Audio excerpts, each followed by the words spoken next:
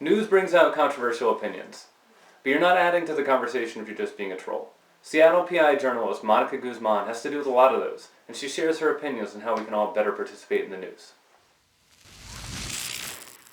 Ignite is an ongoing series of speedy presentations. They've ranged from building multi-person pogo sticks to hacking chocolate. Any topic that geeks hold dear. Each speaker gets only 5 minutes and 20 slides that auto-advance every 15 seconds. The talk you're about to hear was recorded live at one of the featured Ignite events around the world.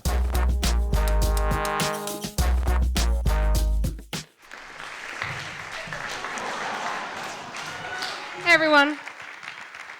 Okay, so the internet has done some really amazing things for news. Not great things for the news business, but great things for news. And one of the things that it's done that's awesome is it's made news about the conversation. Now, if newspapers and bloggers and citizen journalists are smart about this, they know that they need to take responsibility, as much responsibility, for the quality of the conversation as they do for the quality of the news they provide. What does this mean? This means providing the right tools for community moderation, having enough resources to police that community a little bit, but it also means that we need your help. And here's why we need your help. It's because comments, a lot of them just suck. They're angry, and they're awful, and they're unproductive. And as a reporter, it just makes me want to cry sometimes, some of the stuff people say, because it's an opportunity to come together, and sometimes people don't do it. And the reason why it's important to do this is because journalists for a very long time have had to rely on the same old, well-oiled machine of PR representatives, press releases, things like that. But what the internet's doing is it's putting us directly in contact with the people we serve. So it brings us back to the root of what we do.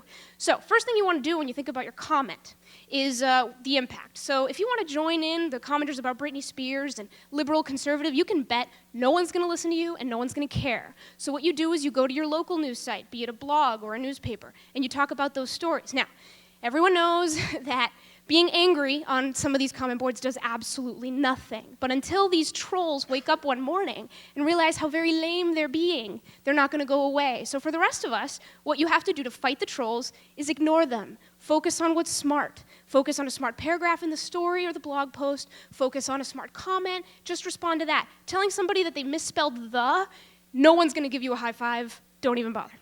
So, one thing you can do when you're thinking about what to comment is to tell us what you think.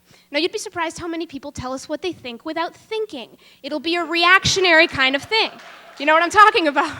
So actually aim your anger. Think about the issue. Read the story. Some people don't even read the story. What that does is it kind of maps out the fault lines of conflict in a community or a coverage area. And it just so happens that along those fault lines of controversy and conflict is where change can happen and where reporting does the most good. Second thing you can do is tell us your story. So the reporter, the blogger, didn't get to you, didn't quote you. Quote yourself. It's the beauty of the comment board. Go on there and tell your story. You live down the street from a shooting, you know a different angle on something. Tell us that, and it will better the journalism for the whole community. Now, what that does is it expands our Rolodex. Once again, we're kind of reporters anyway, the paid kind. Now there's all sorts. Used to rely on the same people for sources of news, but once you start cultivating a community, it's like self-generated news. It's a beautiful thing.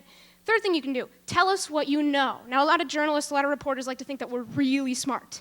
But we're really not, and that's one of the things that the internet's proving is, yeah, who cares? Anybody can do this stuff, really.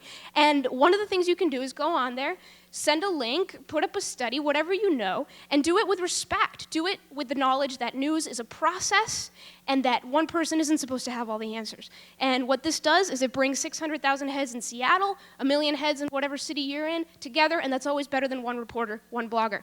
Most important thing you can do when you're leaving a comment is to ask a question. It's not done nearly enough. Ask a good question. Don't ask a question like, who cares? That's my least favorite comment. Second least favorite comment, why is this news? Explain yourself when you ask a question, please.